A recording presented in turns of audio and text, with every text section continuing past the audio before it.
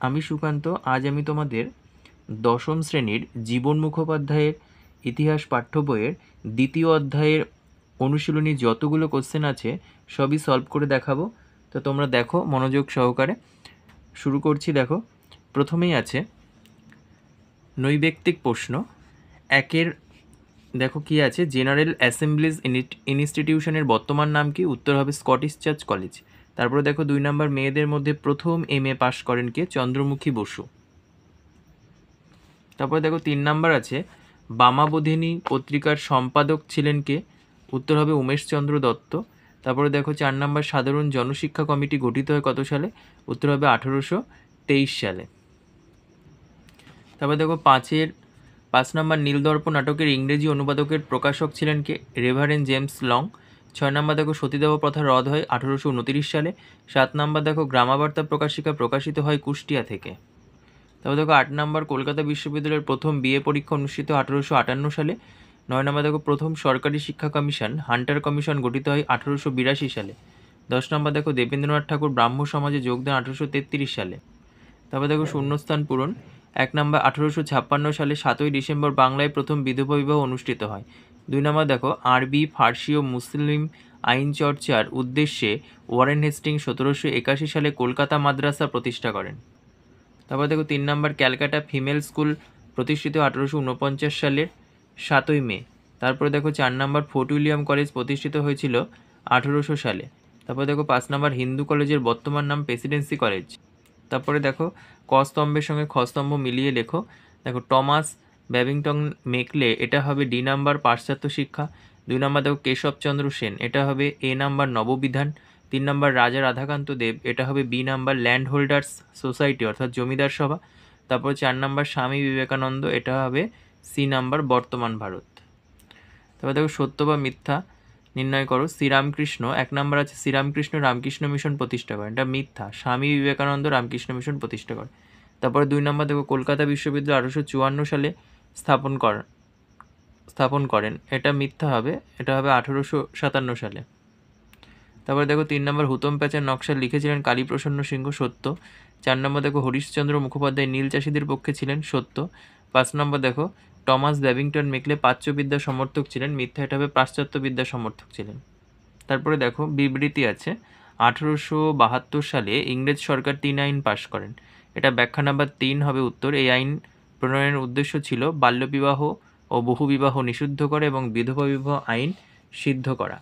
তারপরে দেখো বিবৃতি, পরের বিবৃতি, রামমোহন রায় লর্ড আমহার্স্টকে চিঠি লিখেছিলেন, এটা হবে ব্যাখ্যা নাম্বার 2, উত্তর হবে ভারতে পাশ্চাত্য শিক্ষা বিস্তারের আবেদন জানিয়ে।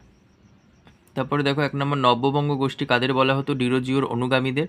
2 নম্বর দেখো, রামকৃষ্ণ মিশন কবে প্রতিষ্ঠিত? 1897 সালে। 3 নম্বর, বাংলায় কোন শতককে নবজাগরণের শতক বলা হয়? 19 শতককে। তারপরে দেখো 4 নম্বর, কলকাতা বিশ্ববিদ্যালয়ের প্রথম ভারতীয় উপাচার্যকে ছিলেন স্যার গুরুদাস বন্দ্যোপাধ্যায়। 5 নম্বর দেখো, লালন ফকিরের গান প্রথম কোন পত্রিকায় প্রকাশিত হয়? এটা উত্তর হবে গ্রামাবার্তা প্রকাশিকা। দেখো সংক্ষিপ্ত উত্তরধর্মীর প্রশ্ন। 1 নাম্বার বলছে, প্রাচ্যবাদী ও পাশ্চাত্যবাদী কাদের বলা হয়? 137 পেজ, 62 নাম্বার কোশ্চেন। দেখো প্রাচ্যবাদী পাশ্চাত্যবাদী বলতে কি বোঝো, এখান থেকে পড়বে। তারপর দেখো 2 নাম্বার, 3 আইন কবে পাশ হয়, এর গুরুত্ব কি?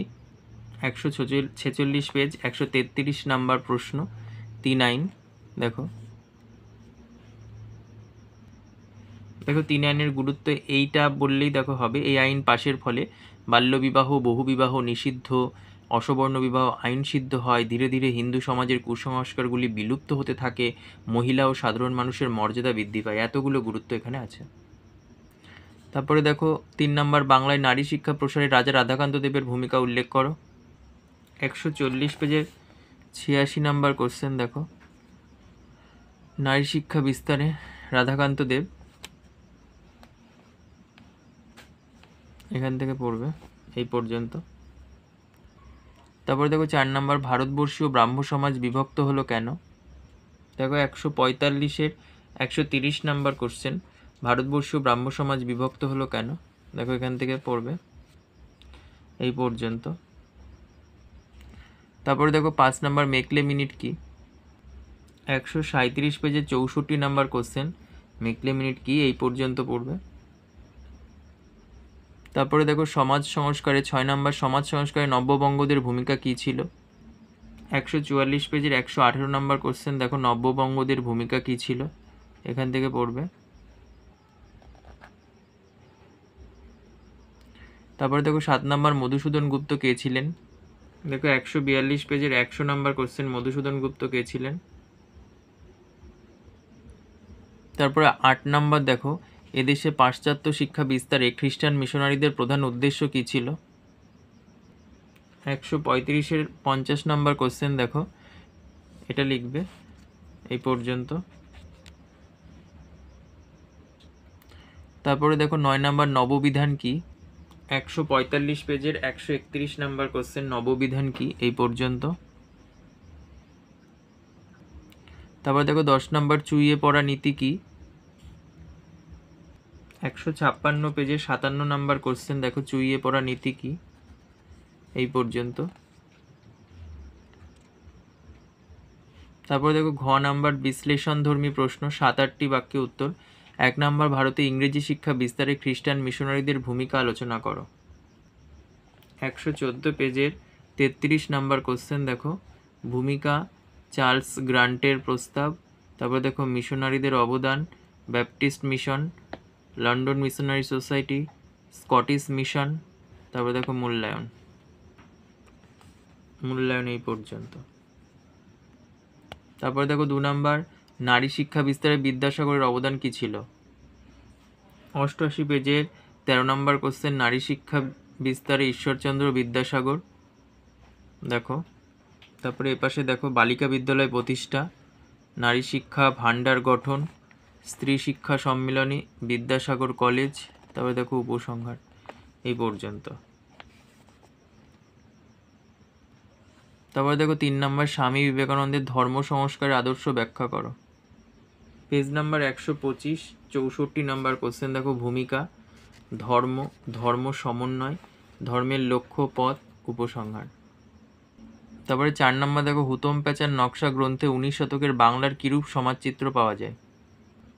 106 পেজ 12 নম্বর কোশ্চেন, দেখো ভূমিকা, বাংলার সমাজচিত্রের প্রতিফলন, অসৎ উপায়ে অর্থ উপার্জন, উচ্ছৃঙ্খল জীবনযাপন, ধর্মীয় গোঁড়ামি, উপসংহার, এই পর্যন্ত।